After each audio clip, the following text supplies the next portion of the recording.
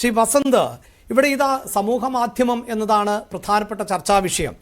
ഈ ദേശീയ തലത്തിൽ തന്നെ തെരഞ്ഞെടുപ്പിന് ശേഷം ഉയർന്നു വന്ന ഒരു പേരാണ് ധ്രുവ് റാഠിയുടേത്.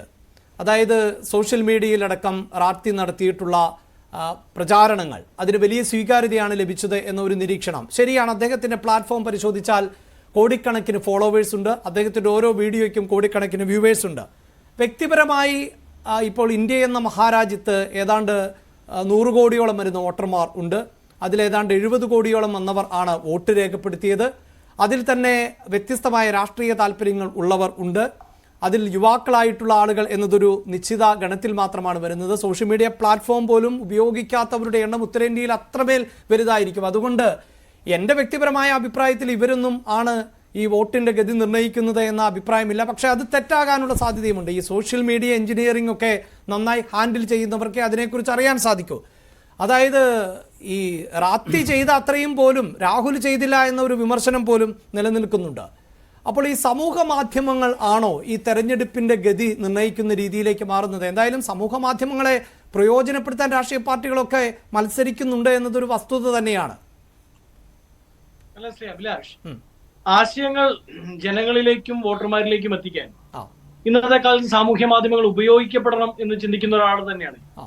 അത് രാഷ്ട്രീയമാവട്ടെ, വ്യാവസായികമാവട്ടെ, അല്ലെങ്കിൽ ദേശീയമാവട്ടെ, എന്ത് വിഷയത്തിലാണെങ്കിലും നമ്മൾ സോഷ്യൽ മീഡിയ അല്ലെങ്കിൽ സാമൂഹ്യ മാധ്യമങ്ങൾക്ക് വലിയ പങ്ക് വഹിക്കാനുണ്ട് എന്ന് സംശയമൊന്നുമില്ല. പിന്നെ രാഹുൽ ഗാന്ധിയേക്കാൾ ധ്രുവ് റാത്തിയാണ് കൂടുതലായി ജനങ്ങളെ സ്വാധീനിച്ചത് എന്നൊക്കെ പറയുന്നത് CPM സൈബർ ക്യാപ്സ്യൂളുകളാണ്. അത് അഖിലേന്ത്യാ തലത്തിലില്ല, കേരളത്തിലും ബംഗാളിലും ഒക്കെ മാത്രം ഓടുന്ന ഒരു ക്യാപ്സ്യൂളാണ്. അത് എക്സ്പയർ കഴിയുകയും ചെയ്തതാണ്. ധ്രുവ് റാത്തിക്ക് പോലും അങ്ങനെ ഒരു അഭിപ്രായം ഇല്ല. അദ്ദേഹത്തിന് പോലും അങ്ങനെ ഒരു അഭിപ്രായമില്ല. കാര്യം കാശ്മീരം മുതൽ കന്യാകുമാരി വരെ നടന്ന് ജനങ്ങളെ നേരിട്ട് കണ്ട് അവരുടെ ആകുലതകൾ, ആവലാതികൾ നേരിട്ടറിയുന്ന ഒരു മനുഷ്യനെ പോലെയാണോ ഒരു സൈബർ സ്പേസിനുള്ളിൽ ജനങ്ങളോട് അങ്ങോട്ട് മാത്രം സംവേദിക്കുന്ന ഒരു മനുഷ്യൻ എന്നുള്ളൊരു ചോദ്യത്തിന്റെ ഉത്തരമാണ് ഇപ്പൊ അങ്ങ് ചോദിച്ചതിന്റെ യഥാർത്ഥ ഉത്തരം. ധ്രുവ് റാത്തി BJPയുടെ പതനത്തിൽ ആ ഉണ്ടായ തോൽവിയിൽ അല്ലെങ്കിൽ ആ ഉണ്ടായ ഒരു പിന്നോക്ക് പോക്കിൽ പങ്കുവഹിച്ചിട്ടില്ല എന്ന് ഞാൻ പറയില്ല. പക്ഷെ അത് രാഹുൽ ഗാന്ധിയേക്കാൾ അല്ലെങ്കിൽ അഖിലേഷ് യാദവിനേക്കാൾ അല്ലെങ്കിൽ മറ്റേതെങ്കിലും രാഷ്ട്രീയ നേതാക്കളെക്കാൾ വലുതാണ് എന്നും നമുക്ക് പ്രതീക്ഷിക്കാൻ പറ്റില്ല. നോക്കൂ, ഇവിടെ MP ജയരാജൻ എന്തുകൊണ്ടാണ് ഇത് പറയുന്നത്? MP ജയരാജൻ പറയുന്നത് പോരാളി ഷാജിക്കൊക്കെ എതിരായിട്ടാണ്. അപ്പൊ ഞാൻ ഇന്ന് ഇത് കാണുമ്പോൾ ഞാൻ ഓർത്തത് MP ജയരാജന് പിണറായി വിജയനോട് എന്തോ എതിർപ്പുണ്ട്.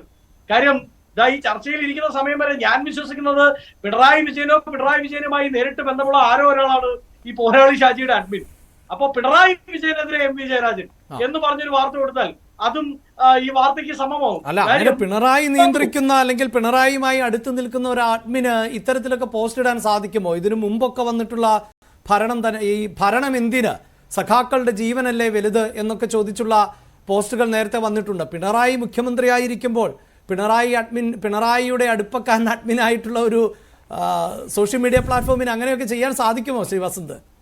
അല്ല, അത് ഞാൻ പറയാൻ പറഞ്ഞതിന്റെ കാര്യം, CPMന്റെ സൈബർ ക്യാപ്സ്യൂളുകൾ അല്ലെങ്കിൽ CPMന്റെ തെരഞ്ഞെടുപ്പ് കാലത്തെ ക്യാപ്സ്യൂളുകൾ എല്ലാം പുറപ്പെട്ടിരിക്കുന്നത് പിണറായിയുടെ വാക്കിൽ നിന്നാണ്. പിണറായി ആ ക്യാപ്സ്യൂൾ ഫാക്ടറിയുടെ മാനേജറാണ് എന്നതിൽ എനിക്ക് യാതൊരു സംശയമില്ല. ആദ്യമായി തോൽവിയുമായി ബന്ധപ്പെട്ട ക്യാപ്സ്യൂൾ പുറപ്പെടുന്നത് ഇന്നലെ നിയമസഭയിലാണ്. നിയമസഭയിൽ പിണറായി വിജയൻ, നോക്കൂ, ഞാനിപ്പം MK ഹരിദാസിന് ഉത്തരം പറഞ്ഞില്ല. കാര്യം ശ്രീ ഹരിദാസ്, കേരള ചരിത്രത്തിൽ ആദ്യമായാണ് 1 ലക്ഷത്തിലേറെ വോട്ടുകളിൽ 10 സീറ്റുകളിൽ ഞങ്ങൾ വിജയിക്കുന്നത്. LDF പോലും വിജയിച്ചിട്ടില്ല. 1 ലക്ഷത്തിലേറെ ഭൂരിപക്ഷവുമായി 10 സീറ്റുകളിൽ വിജയിച്ച ചരിത്രം ഹരിദാസ് ഒട്ടും ചെറുതായി കാണുന്നില്ല. അദ്ദേഹം പറഞ്ഞത് ഈ 1 ലക്ഷം എന്നത് 2 ലക്ഷമാക്കി മാറ്റാമായിരുന്നു എന്നാണ് പറയുന്നത്. അത്രമേൽ 1.5 ആക്കാനുള്ളത് ഉണ്ടായിരുന്നു സുഹൃത്തെ. ശ്രീ ഹരിദാസ് 1.5 ലക്ഷം ആക്കാം. അല്ല ഹരിദാസ്, 1.5 ലക്ഷം കിട്ടുമായിരുന്നു. അല്ല, അങ്ങൊരു വടിയെടുത്തിട്ട് ഒടിച്ച് ഞങ്ങളെ അടിച്ചേക്കാം എന്ന് വിചാരിക്കണ്ട. ആ പണിയാണ് ഇന്നലെ പിണറായി വിജയൻ കാണിച്ചത്. അതായത് 1 ലക്ഷത്തിലേറെ വോട്ടുകളിൽ 10 സീറ്റുകളിൽ വിജയിച്ചു നിൽക്കുന്ന പാർട്ടിയുടെ മുഖത്ത് നോക്കിയിട്ട് പിണറായി വിജയൻ ഇന്നലെ സ്റ്റഡി ക്ലാസ് എടുക്കുക. നിങ്ങൾ അഹങ്കരിക്കണ്ട, നിങ്ങൾ ആനന്ദിക്കണ്ട, നിങ്ങൾ ലഡു വിതരണം ചെയ്യണ്ട, തൽക്കാലമുള്ള ആശ്വാസമാണ് ഇത് എന്നുള്ള രീതിയിൽ പിണറായി വിജയൻ ക്ലാസ് എടുത്ത പോലെയാണ് ഇപ്പൊ അങ്ങ് ക്ലാസ് എടുക്കുന്നത്. അത് വേണ്ട, അതിനെ അങ്ങനെ കാണേണ്ടതുണ്ടോ? ചിലത് ഇപ്പോൾ വാരണാസിയിൽ പ്രിയങ്ക ഗാന്ധി മത്സരിച്ചിരുന്നുവെങ്കിൽ എന്താണ് പ്രധാനമന്ത്രി ലക്ഷങ്ങളുടെ ഭൂരിപക്ഷത്തിന് പരാജയപ്പെട്ടേനെ എന്ന് പറയുന്നൊരു സാഹചര്യം ഉണ്ടാകുന്നു. അതൊക്കെ ആ ഘട്ടത്തിലായിരുന്നല്ലോ തോന്നേണ്ടത്. അത് പിന്നീട് തോന്നിയിട്ട് കാര്യമില്ല. അപ്പോൾ NK ഹരിദാസ് പറഞ്ഞത് എന്താണ്? കൂടുതൽ പ്രവർത്തിക്കാൻ സംഘടനാ സംവിധാനം ഉണ്ടായിരുന്നുവെങ്കിൽ, കുറച്ചുകൂടി ആർജവത്തോടുകൂടി തെരഞ്ഞെടുപ്പിന് നേരിട്ടിരുന്നുവെങ്കിൽ ഭൂരിപക്ഷം വർദ്ധിപ്പിക്കാമായിരുന്നു എന്നല്ലേ? അതിനെ എങ്ങനെയാണ് ശ്രീ വസന്ത് ഈ തരത്തിൽ നമ്മൾ വിലയിരുത്തേണ്ടി വരുന്നത്? അല്ലല്ല, അങ്ങ് പറഞ്ഞ ലാംഗ്വേജിലല്ല അദ്ദേഹം പറഞ്ഞത്. അദ്ദേഹം കുറച്ചുകൂടെ എന്താണ് പറയുന്നത്, നമ്മുടെ ഐക്യമില്ലാത്ത ഐക്യജനാധിപത്യ മുന്നണി എന്നൊക്കെ പറഞ്ഞു. ഒരു വടിയെടുത്ത് അത് മുറിച്ച് അരപ്പാതി കൊണ്ട് ഞങ്ങളെ അടിക്കുക, അരപ്പാതി കൊണ്ട് അപ്പുറത്തും അടിക്കുക, ആ പരിപാടി വേണ്ട. അല്ല, അത് ഈ തെരഞ്ഞെടുപ്പിന് ശേഷമൊക്കെ തൃശ്ശൂരിലടക്കം താങ്കളും കണ്ടതല്ലേ, അടി ആരാണ് ഉണ്ടാക്കിയത് എന്ന്. അപ്പോൾ അതുകൊണ്ടൊക്കെ ആയിരിക്കാം ഹരിദാസ് അങ്ങനെ പറഞ്ഞത്. വടി രണ്ടാക്കണ്ട, വടി രണ്ടാക്കണ്ട. അപ്പൊ നമ്മള് സൈബർ രംഗത്തെ അതിക്രമത്തെ പറ്റിയാണ് സംസാരിക്കുന്നത്. ഞാൻ പറഞ്ഞു വന്നത് പോരാളി ഷാജിക്ക് CPM-വുമായി ബന്ധമുണ്ടെന്ന് ഞാൻ പറയാൻ കാര്യം, എപ്പോഴാണ് പോരാളി ഷാജിമാർ മാത്രമല്ല, പോരാളി ഷാജിമാർ എപ്പോഴാണ് CPM-ന് വിലക്കപ്പെട്ട കനിയായി മാറിയത്? വിലക്കപ്പെട്ട കനിയായി മാറിയത് തിരഞ്ഞെടുപ്പ് പരാജയവുമായി ബന്ധപ്പെട്ട്, വിവിധ ആക്രമണങ്ങളുമായി ബന്ധപ്പെട്ടൊക്കെ CPM എടുക്കുന്ന നിലപാടുകൾ ശരിയല്ല എന്ന് വിളിച്ചു പറഞ്ഞപ്പോഴാണ്.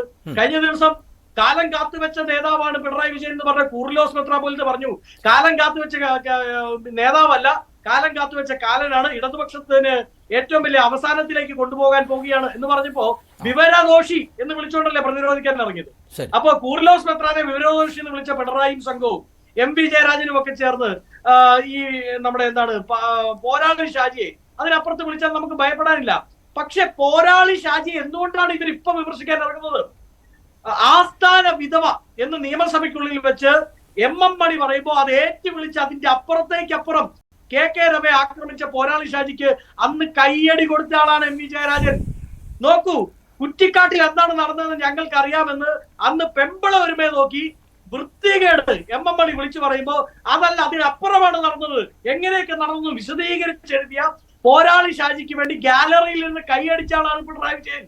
അങ്ങനെയുള്ളവർക്ക് കൊള്ളരുതായ്കകൾ, വൃത്തികേടുകൾ, സ്ത്രീവിരുദ്ധത, അത് പച്ചയായ നുണകൾ എഴുതി പടച്ചു വിട്ടപ്പോ തങ്ങൾക്ക് അനുകൂലമാണ് എന്ന് കണ്ടപ്പോ ഗാലറിയിൽ ഇരുന്ന് കൈയടിച്ച് വിസിലടിച്ച് പ്രോത്സാഹിപ്പിച്ചവർ ഇന്ന് അവർ ഇതാ നോക്കൂ സഖാക്കളെ, ഇതല്ല ഇടതുപക്ഷം. ഇടതുപക്ഷം എന്ന് പറഞ്ഞാൽ ലെഫ്റ്റിലേക്ക് ഇൻഡിക്കേറ്റർ ഇട്ടിട്ട് റൈറ്റിലേക്ക് എടുക്കുന്ന പരിപാടിയല്ല എന്ന് അവരുടെ മുഖത്ത് നോക്കി പറയുമ്പോ എന്താണ് ഇത്ര വിഷമം? അപ്പോഴാണ് കുത്താൻ തുടങ്ങിയത്. PJ ആർമിയെ വിലക്കെടുത്തത് ആരായിരുന്നു? PJ ആർമിയെ വിലക്കെടുത്തതും നിയന്ത്രിക്കാൻ ഇറങ്ങി പുറപ്പെട്ടത് ആരായിരുന്നു? അപ്പൊ കൃത്യമാണ്, ഇടതുപക്ഷത്തിന്റെ ഭാഗമായി നിന്നിരിക്കുന്ന സൈബർ പോരാളികൾ എല്ലാ കാലത്തും പറഞ്ഞു വെച്ചത് നീചത്വവും വൃത്തികേടുമാണ്. അവരെ കുറ്റം പറയാൻ പറ്റില്ല. കാരണം അവർ കണ്ടുപിടിക്കുന്നത് MM മണിയാണ്, അവർ കണ്ടുപിടിക്കുന്നത് നികൃഷ്ട ജീവി എന്ന് വിളിച്ച പിണറായി വിജയനാണ്, അവർ കണ്ടുപിടിക്കുന്നത് മണ്ടൻ മഠയൻ എന്ന് ഇന്ത്യൻ നീതിപീഠത്തെ നോക്കി വിളിച്ച MV ജയരാജനെയാണ്. അപ്പൊ അവർക്ക് മുമ്പിൽ ഒരു എക്സാമ്പിൾ ഉണ്ട്, അവർക്ക് മുമ്പിൽ വഴിവെട്ടിപ്പോയവരുണ്ട്, അവർക്ക് മുമ്പിൽ ഉദാഹരണങ്ങളായി നിൽക്കുന്നത് പിണറായി വിജയൻ ഈ ഫേസ്ബുക്കിന്റെ ഐശ്വര്യം ബോർഡ് വെച്ചിട്ടുണ്ടായിരുന്നു. അദ്ദേഹം പറഞ്ഞുകൊണ്ടല്ലേ പെരുമാറാൻ പറ്റൂ. റൈറ്റ്, ഞാൻ താങ്കളിലേക്ക് വരാം. ശ്രീ